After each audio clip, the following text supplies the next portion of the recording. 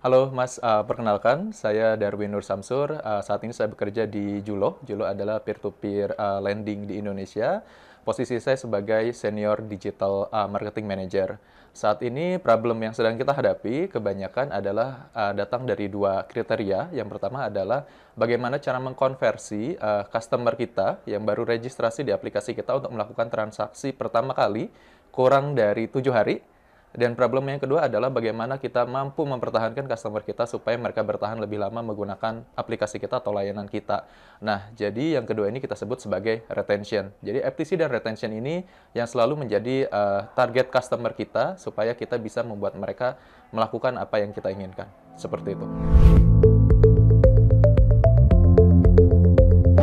Oke, karena tadi case tadi yang saya bawa adalah bagaimana cara mengkonversi first time customer dengan retention itu berbeda feature yang kami gunakan, Mas. Mostly untuk first time customer, kita lebih menyukai seperti push notif yang bersifat event trigger. Jadi event trigger ini once customer ini hit atau approve kalau di kami gitu. Jadi mereka akan mendapatkan notifikasi khusus dalam beberapa hari ke depan sampai mereka melakukan transaksi atau target yang kita inginkan. Seperti itu.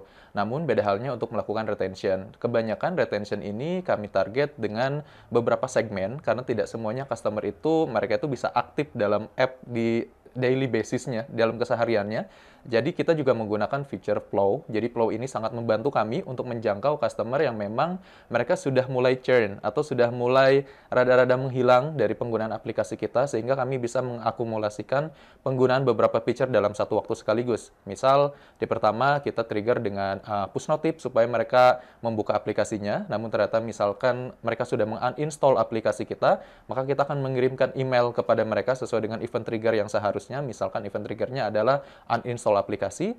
Kemudian jika mereka belum reaktif juga, maka kami akan mengirimkan layanan SMS dan lain sebagainya supaya mereka bisa menjangkau kembali aplikasi yang seharusnya mereka install kembali seperti itu.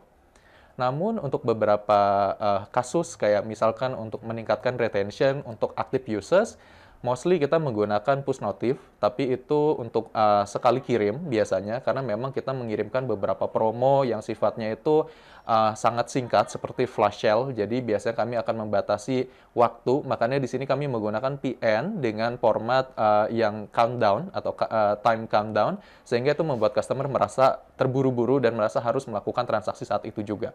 Seperti itu.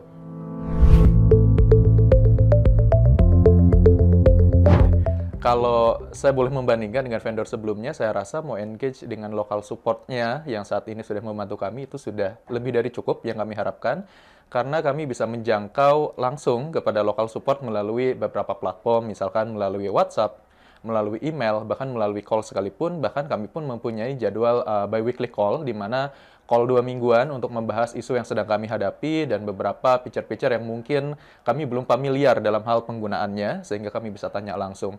Tapi yang paling saya suka dari itu semua adalah local support yang bisa menerima pesan WhatsApp dan menjawab dengan sangat cepat, sehingga kami tidak perlu menunggu waktu lebih lama untuk mendapat jawaban atas permasalahan yang sedang kami hadapi, dan itu Mo Engage mampu memberikan layanan sebaik itu.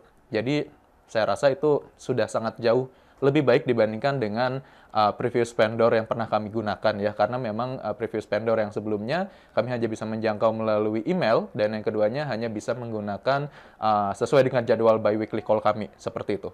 Tidak untuk WhatsApp atau yang lainnya. Oke, yang paling penting kalau dari sisi kami adalah bagaimana local support itu membantu kami. Karena ketika kita menggunakan produk, ada beberapa hal yang mungkin masih bias, atau kami masih belum mengerti dalam hal praktek penggunaannya. Sehingga local support menjadi sangat penting bagi kami. Apakah mereka memiliki tim di Indonesia atau tidak, memiliki tim yang mampu berbahasa Indonesia atau tidak, itu menjadi poin utama bagi kami, agar komunikasi kami tetap terjaga dengan baik dan tidak ada miskomunikasi. Kemudian yang kedua tentu feature yang digunakan. Apakah feature ini lebih unggul dibandingkan kompetitor, ataukah ini lebih baik dan lain sebagainya. Tentu inovasi feature yang akan datang di masa mendatang itu juga menjadi pertimbangan kami. Apakah kami harus menggunakan CRM ini atau menggunakan produk yang lainnya. Dan yang terakhir tentu dari sisi pricing, karena pricing ini menjadi sangat penting bagi kami ketika kita berbicara tentang revenue dan lain sebagainya. Seperti itu.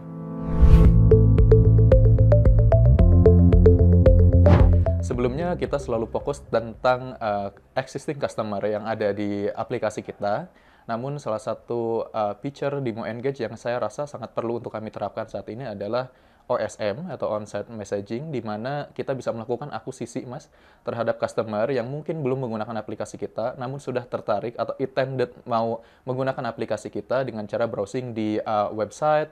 Kemudian juga mereka mencari berbagai macam layanan informasi yang sudah kita sediakan di website, sehingga kita sangat mudah untuk mendapatkan informasi atau data diri mereka berupa email, nomor telepon, dan lain sebagainya yang bisa kita gunakan untuk melakukan retargeting atau reakuisisi lagi di beberapa hari ke depannya. Seperti itu. Saya rasa itu yang akan kita gunakan dalam waktu yang paling dekat.